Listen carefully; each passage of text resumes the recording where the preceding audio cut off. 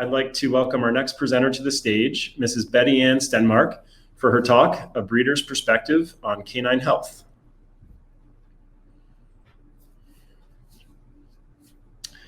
Welcome. Thank you. So I've got a great bio to read here. I love your background, and I'm really excited to hear your talk today. Mrs. Stenmark has dedicated a lifetime to canine sports as an exhibitor, breeder, judge, dog club show chairman, and advocate for canine health and responsible breeding best practices. After originally breeding St. Bernards and Salukis, she was charmed by the unique qualities of the Dandy Dinmont Terrier, and for the past 45 years has continued in that breed under the Kings Mountain prefix. As an AKC licensed judge, Mrs. Stenmark is licensed to judge all breeds in the sporting, hound, and terrier groups, 12 breeds from the working group, Cardigan Welsh Corgis and Pembroke Welsh Corgis from the herding group, and Best in Show. She's had 13 assignments at the Westminster Kennel Club Dog Show, including as Best in Show judge in 2018. As a purebred dog advocate, in 1990, Mrs. Stenmark co-founded Responsible Dog Breeders of San Mateo County, which was later granted American Kennel Club recognition as Skyline Dog Fanciers. In addition to her all-breed dog club involvement, Mrs. Stenmark has authored 7 books, including 2 editions of Dandy Dinmont Terrier, a comprehensive owner's guide. She's an advocate for breeders, for dogs, and for all those who work to support the long-term health and well-being of dogs. Thank you again for being here, and please join me in welcoming Mrs. Betty Ann Stenmark. Thank you so much. It is a pleasure to be here. It's been quite a couple of days or a day and a half of a lot of education. This is something the sport of purebred dogs has needed in recent years. We haven't had these kinds of symposiums available to everybody. I can remember many years ago, the Del Valle Dog Club, my club then, sponsored a 2-day seminar. It was old fashions back in the days when we attended. We went to a particular building, we all sat together, nobody was masked, and we had one presenter after another in person. And we did that several times, and I know UC Davis did it as well. And it was very well received. But in recent years, we haven't had this kind of stimulation to bring new people, new ideas, and to think about the art and science of breeding better dogs. It's so needed, and I'm excited that this is happening, and I hope it's not the last time it happens. So I'm going to tell you a little bit of a story about how I got here. It's been a long adventure, and I can tell you I certainly didn't know a whole lot when I got started. As a young kid, I grew up with an English Cocker. We weren't a family that was born into dogs. But that Cocker is probably the reason I am here all these years later. I actually preferred his company to that of my girlfriends, if the truth had been known. And I'm going to tell the story of my background to give you an idea about how I got where I am today. It's been quite an adventure. So I began as a young married woman with a St. Bernard. And I was extremely lucky. I was living on Vancouver Island, and there was a litter of very well-bred St. Bernards in Victoria. And there was a nice bitch available. Not that I ever thought I'd be breeding dogs at that point. I just wanted a St. Bernard. Lucky for me, the local puppy mill hadn't had a litter at the same time, because I quite possibly would have bought one of those. And I wouldn't have known the difference. I would have been happy with any puppy. And of course, I called my St. Bernard Heidi. What else? I then took my St. Bernard to the local dog training class that Nanaimo Kennel Club was offering, and somebody there said, "Ooh, that's a nice looking puppy, you should show it." I had never been to a dog show at that point. So of course off I went with my puppy, and I still have that one ribbon I won that day in my drawer now. It reminds me of where I started. Later in a year or two after that, my husband and I decided we'd take a year and go spend it in Europe. And of course, my focus, I couldn't wait to get to Switzerland, which was the home of the St. Bernard. And luckily, my one bitch that had been well-bred was tied back to the breed warden of Switzerland, Hans Zimmerli. And we went and visited. He didn't speak a word of English, but what we learned later was he understood every word we said. And thankfully, we never said anything that we wouldn't have wanted him to hear. So he had two really lovely stud dogs that sired litters all around Switzerland and Germany. And in those days, the breed warden went and evaluated the litter and picked out the 6 puppies he felt should go forward. And don't ask me what happened to the rest of them. I don't know for sure, but I have a good guess. Anyway, we ended up buying 2 smooth-coated St. Bernard boys. And I can remember writing a letter home to my mother. This was long before emails. And I had told her we'd bought these 2 puppies. As it happens, later she was at a cocktail party and Jean Lyle was there. And you might recognize that name. She was very famous, her Wycliffe Standard poodles. And she was quite the gal. Anyway, my mother goes to tell her that Betty Ann has bought 2 dogs, 2 St. Bernards in Switzerland, to which Jean says, I hope she doesn't think she's going to make money. So anyway, Jean became my first mentor in dogs. Your mentor does not always have to come from your own breed.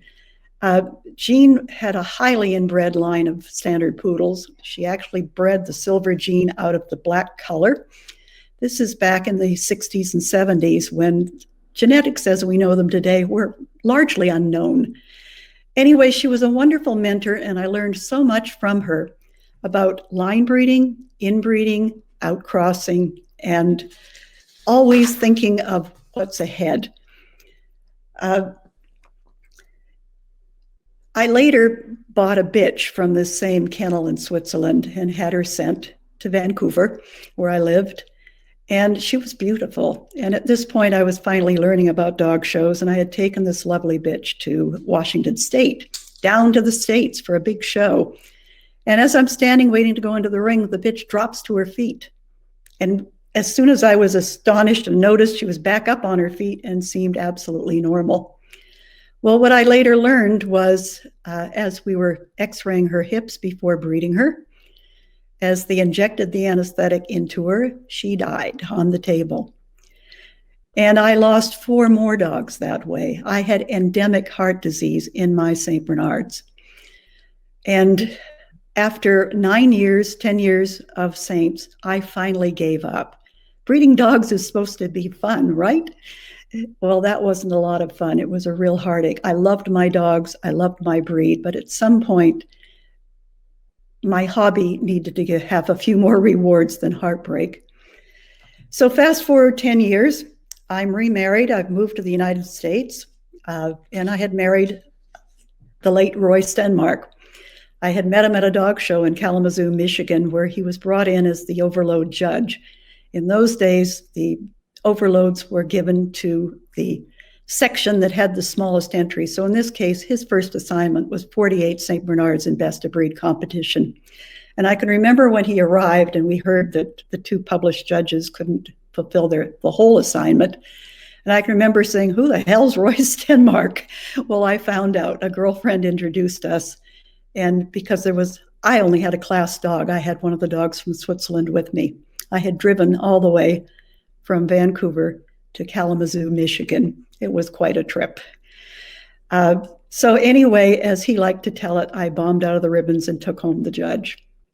And that changed my life in dogs forever. Roy was a very interesting man. He was an engineer, and he approached dogs to a large degree like engineering. And he had a lot of curiosity about how things worked. And that was very helpful to me. As a wedding gift, Richard and Barbara Webster, who are the R.A. Saluki people of Aldergrove, British Columbia, gave us a tricolored male Saluki as a wedding gift. And of course, being who we were, we bought a compatible bitch and bred a litter of Salukis. Well, there were 6 of them, and I can tell you that trying to place responsibly Saluki puppies in homes is not for the faint of heart. I decided right then and there that there would only ever be 1 litter of Salukis, and I would leave the breeding of Salukis to those who were much more adept at it than I was. So at this point, we also bought our first Dandy Dinmont Terrier. We chose a breed from a group of dogs that neither one of us was judging. At that point, Roy was judging a couple of breeds, and I was now newly licensed to judge St. Bernards. So we bought our first Dandy, and we chose that breed because our friend Lorna Rindle in West Vancouver, British Columbia, had a 2-year-old adult Dandy bitch before my friend June Monahan, the Burkeville Border Terrier lady, had an adult Border Terrier for us. We had been in dogs more than a dozen years, and we knew enough not to start with a puppy if we could help it. And from that, I recommend to every one of you who is starting in dogs to see if your foundation stock can be something more than an 8-week-old puppy, because that is quite the gamble. You will be many years forward by starting with a good adult bitch if you can get one. And of course, they're pretty hard to come by. I don't know that you could buy one from me. But we started with that 2-year-old bitch, and a couple of years later, we were able to buy her granddaughter. These were very nice dandies for the times. They had excellent front assemblies. They had fairly good length. They had balanced rears, decent tail sets, and they could move out. They moved out like regular dogs of the short-legged class. They didn't have great heads. They did have dark eyes and good mouths, but the heads were kind of what I call old-fashioned. And they did not have good coats. They were what I would call plain. But they were very good foundation stock. They came from real quality for the times. So I'd like to mention here how important it is to start with quality. To buy a good bitch from an overall good litter will take you years ahead of the single good puppy from a litter of mediocrity. That's a hard way to start, and sometimes you'll never move past that.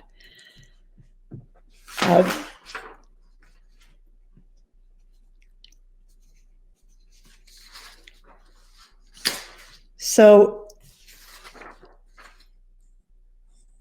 the foundation bitch should also come from a line that conceives easily and whelps freely.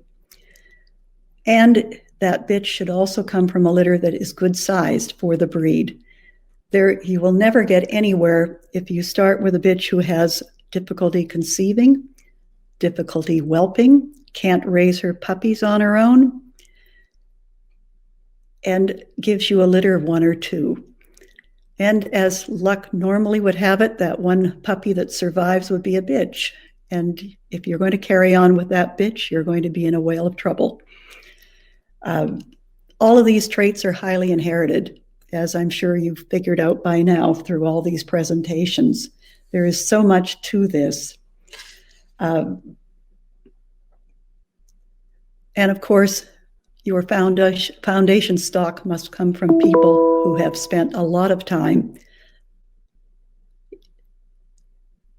worrying about good health and done all the tests that it takes to screen your breeding stock.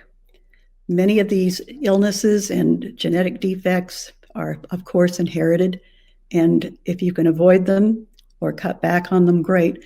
One of the wonderful things about purebred dogs is you know what traits, what problems are in a breed. Whereas if it's a crossbreed, you have no idea. And responsible dog breeders do everything they can to weed out the problems. After breeding dandies for 45 years, I can still get a phone call telling me our puppy has a problem. And it was a problem I did not know I had. It is probably the most upsetting phone call one can get. And there's nothing worse than somebody having a lovely pet who's 5 years old and they get the news that the dog has lymphoma. And that is something that has struck our breed in recent years. I don't know if we were just lucky and to not encounter it as often, but it is something that pops up today. And it is a very complicated process to identify where it came from, and we're still working on it. And hopefully seminars like this and people investigating and doing research will help us sort out this problem. I know it's not just dandies that lymphoma appears in. It is a pretty common problem. Before I move on, I'd like to make a statement that good health and good temperament are everything. Without it, you have nothing. No matter how beautiful the dog, if it does not have the typical temperament of the breed, and you will get nowhere. Temperament has high heritability, as do so many of these health defects. When we bred our first litter of dandies, there were 6 mustard boys and 1 bitch. We kept the best of the males and we showed him. We finished him undefeated. But when we evaluated him as a mature adult, we decided he really was not good enough for breeding. And so we placed him. We did breed the 1 bitch, and we bred her well within her family. We had a litter of 4. We had 1 really pretty bitch in that litter. And we bred her to the dog of the day, who was doing a fair bit of winning, but who was a very typey, typical dog. They were vaguely related. We got very lucky with that litter, and I do call it luck. A lot of this art of breeding better dogs has a science going with it, but it also has a large degree of luck. And we got a male that did make an impact on the breed. He can be found behind all of the dogs we breed today, as can those 2 foundation bitches. We've weaved in all directions to get where we are today, but we still go back to the initial stock. We still place emphasis where we did to begin with. My point of talking about those stepping stone breedings is to point out that as we breed dogs, we want to keep that initial picture in our mind's eye and start trying to gather the virtues we're still looking for. For breeding stock, for me, if the dog doesn't have a good front assembly, I am not interested. That a puppy born without a good front at our house is altered and it goes as a pet. That is a point that's non-negotiable, as it affects head carriage, the arch in the neck, the knit over the withers, where the forelegs fall, and in our breed, that's right under the withers, and it affects the rib cage and the top line. It has wide-reaching consequences, and it is so complicated that if it's lost, it's really gone forever. You'll spend generations trying to breed a good front again. So here, that's non-negotiable. We've had lots of disappointments along the way. Not all planned litters work. Some of the best things I've tried to do have ended up with a whole litter of mediocrity. I can remember one big litter I had. They were all mustards as it happened. And at 10, 11 weeks of age, I still couldn't really tell one from the other. Finally, a friend of mine said, there's nothing much there. And he was right. And they all went as pets. It made a lot of people happy. They got a good-looking puppy with excellent temperament and hopefully lived a long life. That's always the aim. I made a very fortunate judging trip to Australia in the late 1990s. And unbeknownst to me, there was a family of dandies down there that I didn't know existed. And I walked into the ring that morning, and in came this puppy boy who was a mile long. And I have to tell you, in our breed, length is a virtue that is extremely hard to get. It's extremely hard to keep. And in America, we had almost lost the gene for length. I know certainly at my house, they were getting cobbier and cobbier, which is really not anything one wants in a dandy Dinmont. The dandy is supposed to be longer than a Skye Terrier, if you didn't know.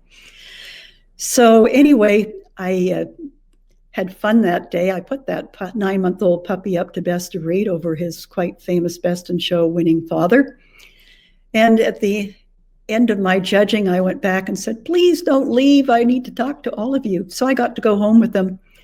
And the end result was I imported semen from that puppy, his father, and his uncle. And with luck, again, that particular family of dandies, their phenotype was the same as mine, even though they were not related in any way, and they nicked. It was a huge success for us. We also didn't acquire a lot of problems with that particular outcross, and we got very lucky there. And from that, we have bred on. We've taken the two foundation bitches that we, actually they're not foundation bitches, the two bitches we had left at this point, and bred them to each of those dogs, taken offspring from them, bred back and forth within it, and we've had a lot of success.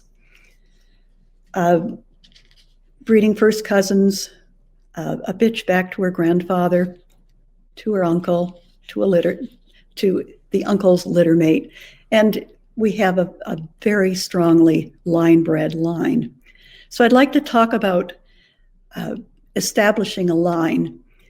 I am often amused, of course, after this 50 plus years in the sport of dogs, at how many people think they have a line. A line does not come from your first litter, from being in dogs 2 years, 5 years, maybe even 10 years. It is repeating over and over again, repeating the emphasis of what you're looking for. You need to be able to stand across the ring and go, oh, so-and-so bred that dog, it's written all over them.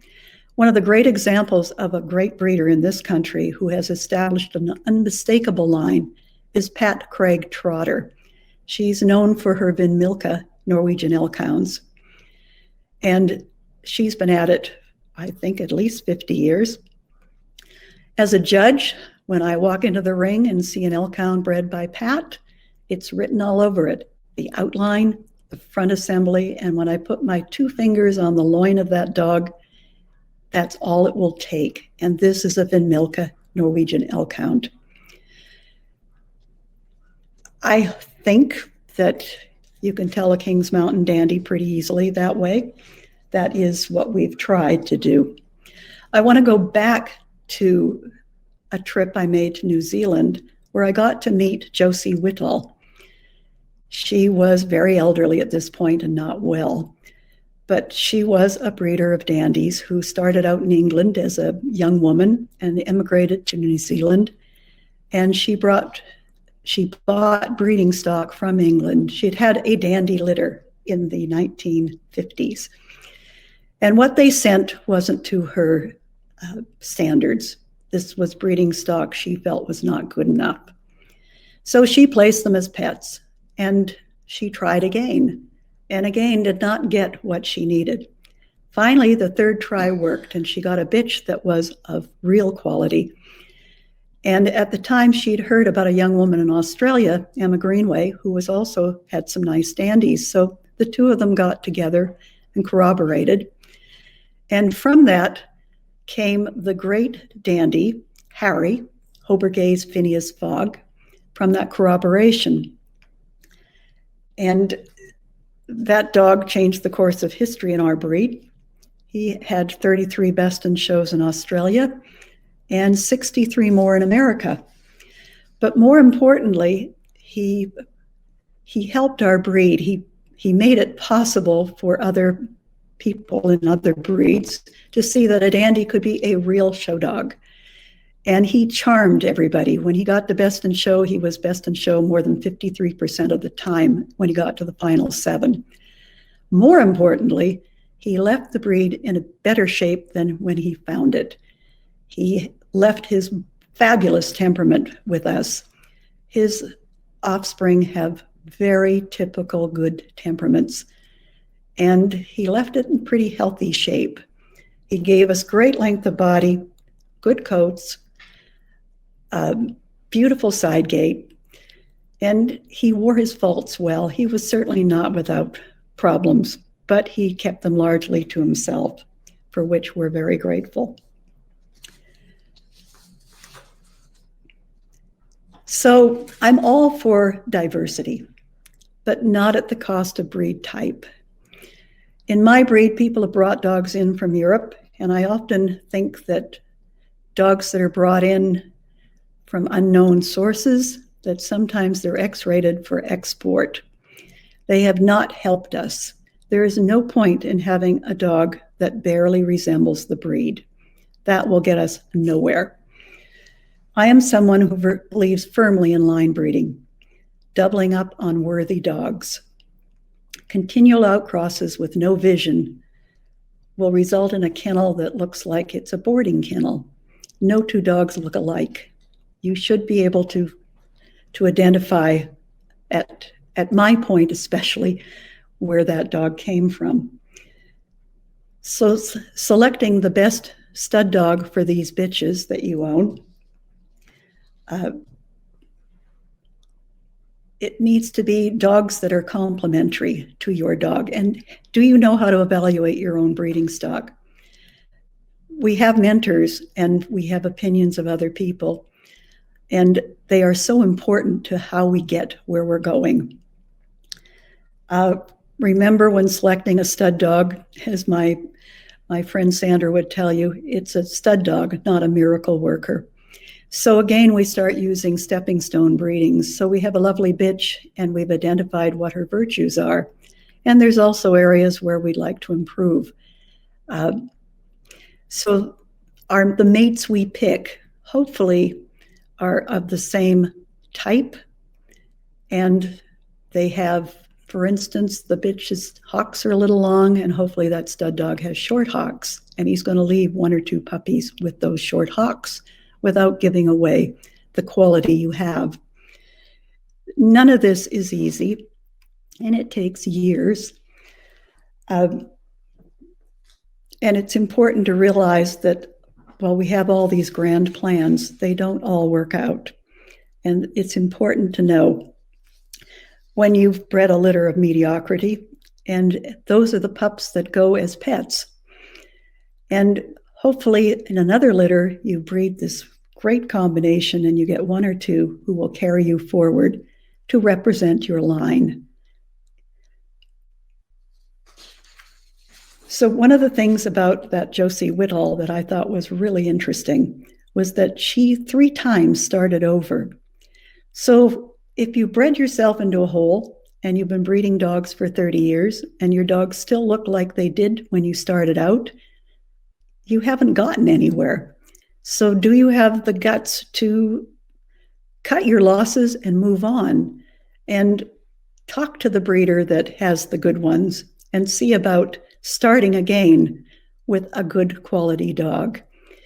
To me, the fascination is this continual quest to try and breed a better dog while maintaining health and temperament. So I want to talk about breed type. So we talked a little bit about diversity, which I'm all for, but not at the expense of breed type. Breed type is how you tell the difference between a Lakeland Terrier, a Welsh Terrier, and a Wire Fox Terrier, or between a Norfolk and a Norwich Terrier, with the exception of the ears, which makes it pretty obvious. And it's breed type all along. There is a wonderful book written by Richard Beauchamp called Solving the Mysteries of Breed Type. I recommend that book to every new breeder. There is so much information in there. He's a very entertaining writer, and makes reading his books is fun and so informative. And while we're talking about that, Pat Craig, Trotter, has written a fabulous book called Born to Win, Breed to Succeed. And that book, too, should be in your library. There is so much in there. And I always recommend to new people, read that book, and then a year later, read it again, because you'll get so much more out of it. So talking about foundation stock, we are so lucky today to have the advantages of frozen semen. The stud dog we pick is seldom in our own backyard. And today, we don't have to ship our girls. If the dog lives in this country, then we can have fresh chilled semen FedExed to our door, or we can use frozen semen, which has saved my breed. We have semen stored that's probably 15 and 20 years old, which allows us to outcross, basically, but back within our own family. And this has given us all a great deal of advantage that we didn't have years ago.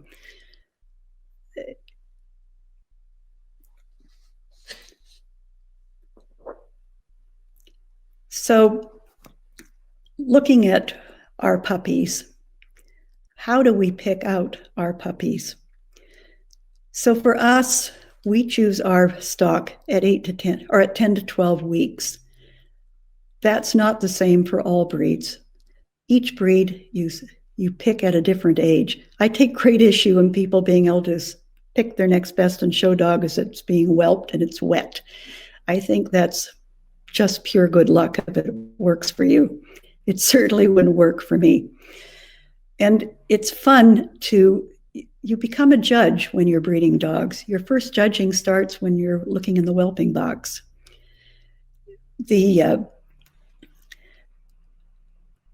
Our job as breeders is to provide a safe environment for our bitch and our puppies, a stimulating environment, and to grow them out to the point where finally we can put them out in the back garden and watch them run around. I like to put different colored collars on my puppies because I want to know which one that puppy is who keeps catching my eye. That is our first judging. When you are a judge in the American Kennel Club ring, it's the dog who catches your eye that you're probably going to point to. The dog that has all the attributes of the breed. And there he is going, ooh, look at me. So that is when it's important to invite your mentor over and help evaluate the litter. We like to put them on the table, go over them, make notes, and then watch them outside. Because how a dog uses himself when he's not being set up, when he's moving around, is the true look. That is the silhouette that is for real. We can do all kinds of things setting dogs up to make them look wonderful, but when they get on the ground standing on their own, that's when it is really important. So your mentors, they are so important. Hopefully there's a mentor in your own breed, probably the person you bought your dogs from to start with. And that makes for a beautiful friendship over the years. And getting together to evaluate puppies is some of the great fun. Your mentor is also going to be somebody who asks you pointed questions and causes you to think, piques your interest. And it's fun to evaluate the puppies and see if you actually agree on which ones are the best. We find we generally do. It doesn't take more than a couple of hours to figure out who is who and where they should go. But mentors don't always have to come from your own breed. There's a lot of wisdom to be had by enjoying the friendship and the advice and the information given from breeders of other breeds, because most things are common across the breeds.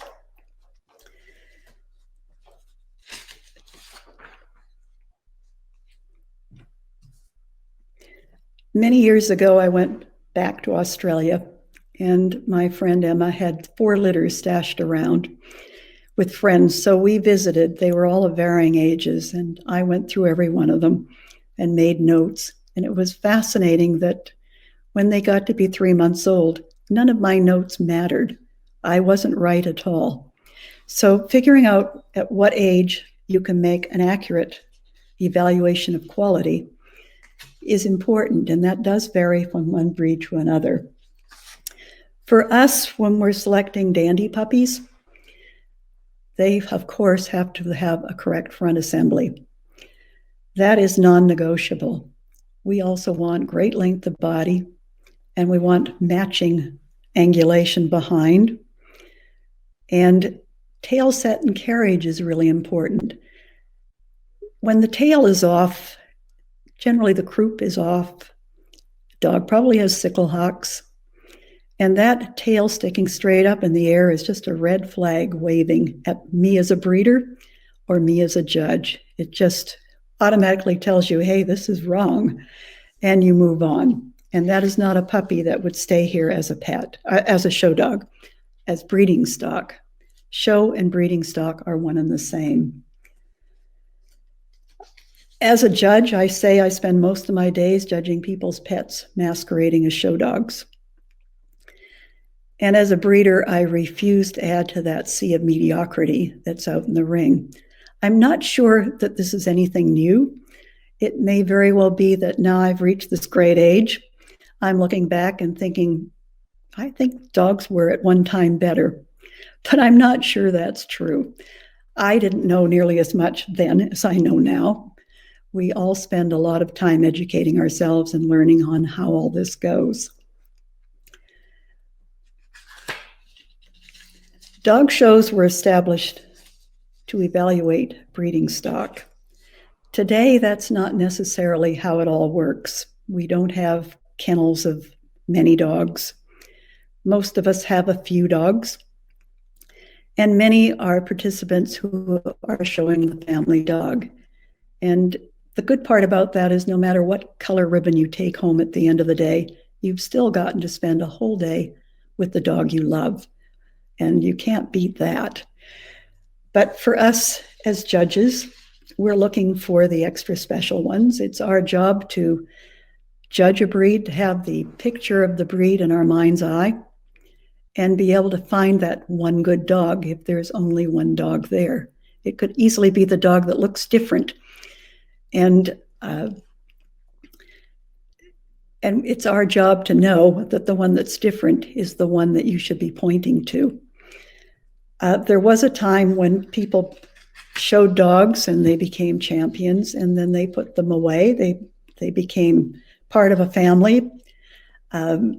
Now we find most dogs are shown till they're old. And that does not necessarily mean that they are special as far as a dog that we're going to take out and really campaign. But for a serious breeder, a win under somebody who really knows their breed is memorable. And that's an important win. That's affirmation that what we're doing is right. And of course, those opinions vary.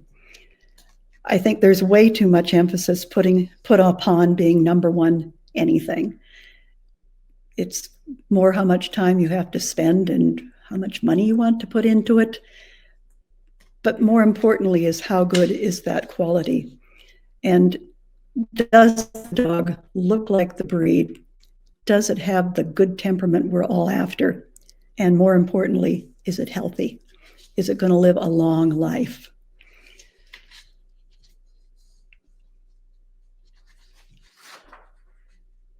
I know my background as a breeder influences what I do in the ring. We talk about trade-offs when we're judging. So for me, I think you've already figured out that my emphasis is going to be on the front assembly. And I know as a breeder, I can improve a rear quarters in a couple of generations. I can improve a head in a couple of generations. But I don't think you can ever fix a front if you've messed that up. So that is so important. And when you're showing to various breeders, it's fun to know where they came from. It gives you some ideas how you're going to do and what you're going to take to show them.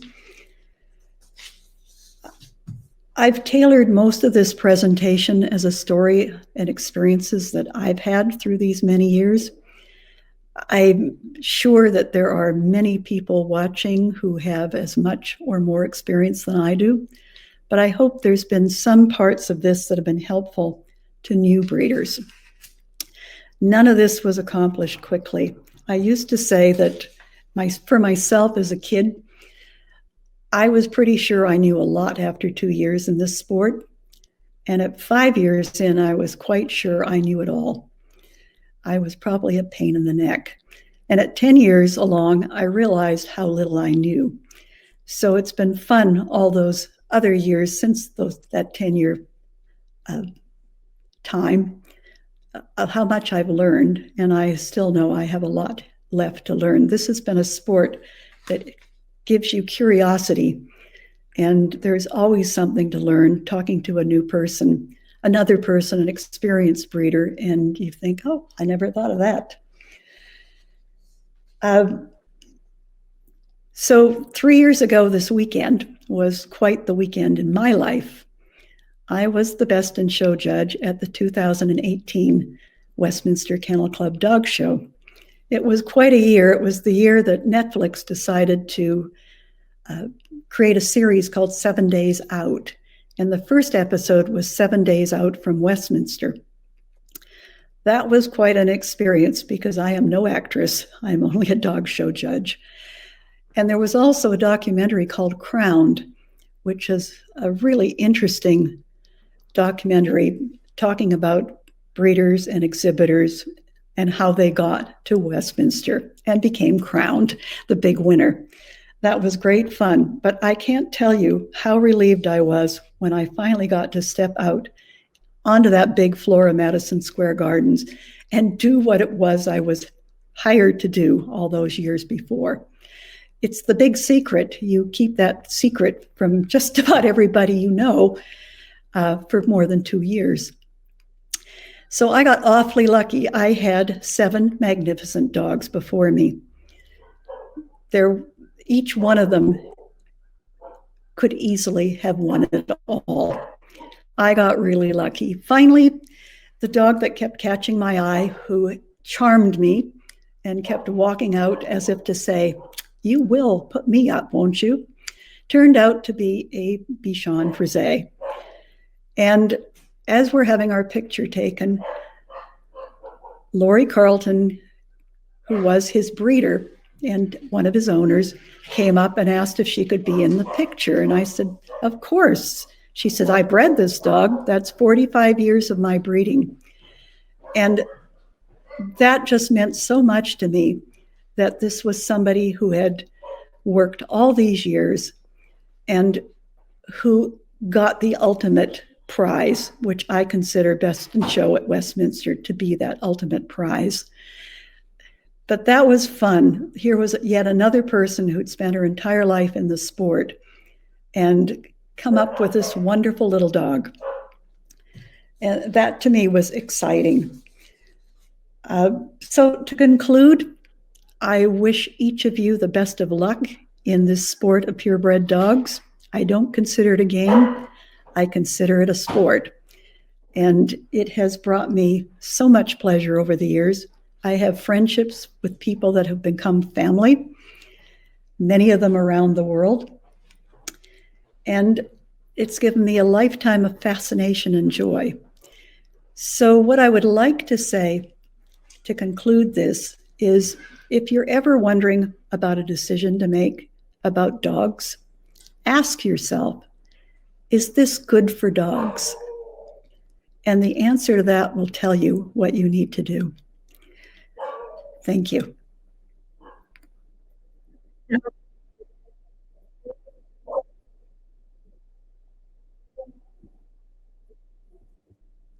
All right, Pat, can you help me find moderated chat?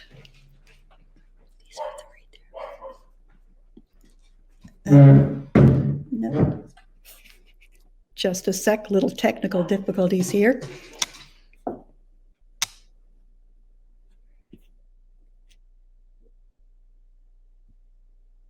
Right.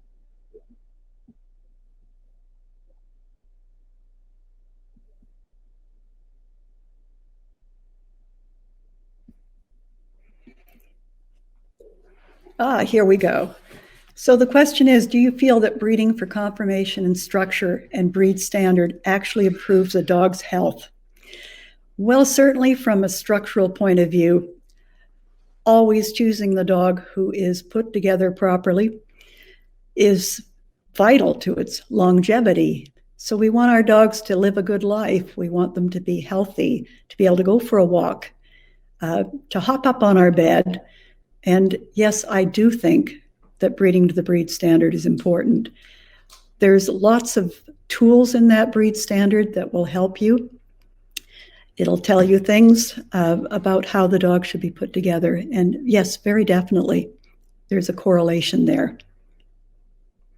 So another question is, Do you insist on Kennel Club official pedigrees, or do you accept handwritten pedigrees when considering breedings? Well, we're a long time past that. In my breed, we have something called dandybase.com, which will bring up the pedigree on every purebred Dandy Dinmont, right back to the beginning dog called Old Ginger. It's quite a tool. So no, we don't write out pedigrees anymore. I still have some of those old ones, and I have the forms, but we're long past that. So another question is, scientists are saying to lower COI and diversify for health, while longtime breeders and judges are encouraging the line breeding for type. How are we supposed to do both? Well, that's a really good question. So I think there's a balance here. Some of our longtime held beliefs still apply, but we have the tools for when we run into problems to try and solve those problems. In our breed, glaucoma is unfortunately in our breed, it's a very difficult thing to deal with, and we're looking forward to those questions being answered to help us select, because it's no fun to get a phone call from somebody whose dog's going to lose an eye. But I also go back to the fact that if it doesn't look like the breed, then what is the point? So we walk that fine line.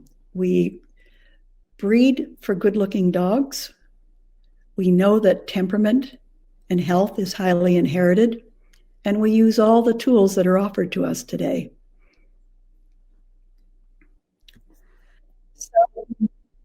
Okay, there's one more here. For those of us who are less experienced in breeding, but also agree on the importance of the front assembly, can you provide some tips on assessing the front assembly of puppies? When, how, what do you look for if you wish to reference a particular breed? And she says Cairns. Okay, so the Cairn has more length of leg under it than some of the other short-legged breeds of the short-legged class. But yes, this does apply. So there's a very easy tool, and I learned this from Quentin Laham, who was a Canadian judge many, many years ago, who gave a lot of lectures on structure. So an easy way to find out if you have any angulation in front at all is to run your hand down from the throat of the dog, and your hand should stop and be able to cup a prosternum sticking out in front. Then you can look from the side and feel where the top of the shoulder blade is, which we call the withers, and put your little finger on your right hand on top there. Then take your thumb and put it on the prosternum, and then take your little finger and move it back down to the elbow of the foreleg. That will tell you that the shoulder blade and the upper arm are basically of the same length, and it puts the forelegs right under the top of the withers. And that is a well-angulated front. The front assembly is more than that on a short-legged dog, and it's sometimes called a wraparound front, but the degree how it wraps around the front varies from breed to breed. You will see a lot more wraparound in a Basset Hound or a Dachshund than you will in a Cairn. The Dandy is somewhere in between. And you can also, I guess I am somewhat of an expert in judging short-legged dogs. Pembrokes and Cardigans, Dachshunds, Bassets, Scottish Terriers, West Highland White, Cairn, they all share these same traits. And I worry about breeds, particularly like Westies and Cairns, where you almost see no angulation in the front. It goes straight down. And as Rick Beauchamp once said to me, he wondered how far forward the front needed to be set before it fell off the dog. And I'm not going to mention the breed where I see this over and over again. I don't find that acceptable. So does that help you at all? I hope so.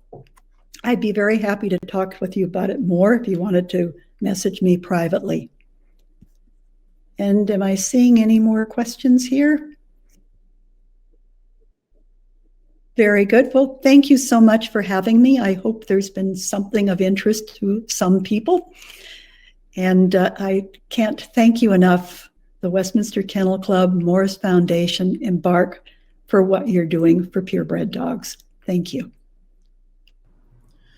Well, thank you very much, Mrs. Stenmark. That was an incredible talk. I really, really enjoyed it. And I know our viewers did as well, and certainly learned quite a bit from your experiences. So thank you again so much for that. Thank you. If you don't mind, I actually wanted to ask you one last thing. I was just particularly kind of moved by your kind of narrative arc, if you will, from starting out as a new breeder, experiencing that heartbreak you talked about, realizing 10 years later, kind of all the things you didn't know that you needed to learn, and then making it really to the pinnacle, judging Westminster, as you shared, the Best in Show round in 2018. So I was just curious, we have a lot of new breeders entering the space. We recently did a survey and found anywhere from 20 to 30% of breeders have been doing so for less than a few years. So if there was any kind of takeaway or tip or piece of advice you wanted to leave people with, as they go about entering, the breeding world. I was really curious as I wrote this to understand what the target audience would be. And of course, I don't think any of us knew, but I was talking mainly towards that new person, because we've all been that new person. I think the most important thing to realize when you're new is nothing happens quickly. As a new breeder, your first litter, you're thrilled, you hope you've bred the next Best in Show dog in there, but it's highly unlikely. And looking for help on selecting the right dogs to go forward with is so important. And I think if after 5-7 years you've bred a dog that can win the bred by exhibitor class at your national specialty, wow, good for you. But part of it is keeping it up. We all go through periods where things are really cooking along well, and then we get that comeuppance. Nobody ever said breeding dogs was easy. And I think, as we well know, many of the people in the sport last 5 or 7 years because it's not easy. There's a lot to this. And there's not a lot of rewards other than personal satisfaction. So what I would encourage the new person to do is choose your mentor carefully. Don't be impatient. Don't look at your first litter and say, oh my, they're all show dogs, which I think, by the way, I thought my first litter of St. Bernards was. I looked at them and I thought, oh, they all have all the right markings and they're standing up nicely. And, the truth be, they were not, but I didn't know. So somebody came along and helped me figure that out. And I think patience is a virtue. And the great part about this is you still are surrounded by dogs, which for me is the ultimate. Mm-hmm. Yeah, absolutely. Absolutely. I think that that reminder for patience, and learning is a very good one. So thank you again so much for being here and for your commitment to this space and all of the learnings you've shared with us today. We really appreciate it. Thank you.